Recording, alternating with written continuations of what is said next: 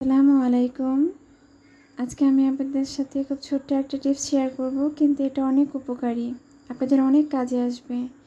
এই যে বাজার থেকে কাঁচামরিচ এনেছে, তো এগুলোকে আমি বোটা ছাড়িয়ে নিচ্ছি। এই যে দেখুন, বোটা ছাড়িয়ে নিয়ে একটু পানি পানি আছে গায়ে, তাই একটু শুকিয়ে নেব। আর যদি পানি পানি না থাকে তাহলে তো কোনো সমস্যা নেই। ভালো করে বোটা ছাড়িয়ে পলিথিনে বেঁধে নেবেন। নিয়ে এখন এটাকে আমি ডিপ ফ্রিজে রেখে দেব। আমি সবসময় এভাবেই রাখি যাতে নষ্ট না হয়। যখন রান্না করি তখন যে কয়টা দরকার ঠিক সেই কয়টাই বের করে নিয়ে আবার ডিপ ফ্রিজে রেখে দিই। তো আপনারাও যদি এভাবে রাখেন তাহলে আর একটা জিনিসও আপনার নষ্ট হবে না, ফেলে দিতে হবে না। এই যে দেখুন, গত সপ্তাহে এনেছিল, আমি এমন করে রেখে দিয়েছি।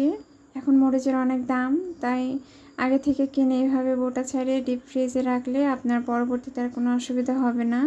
শুধু বের করবেন আর রান্না করবেন। আমার এই ছোট্ট টিপসটি যদি আপনাদের ভালো লেগে থাকে তাহলে চ্যানেলটি সাবস্ক্রাইব করবেন আর লাইক করবেন, কমেন্ট করে জানাবেন।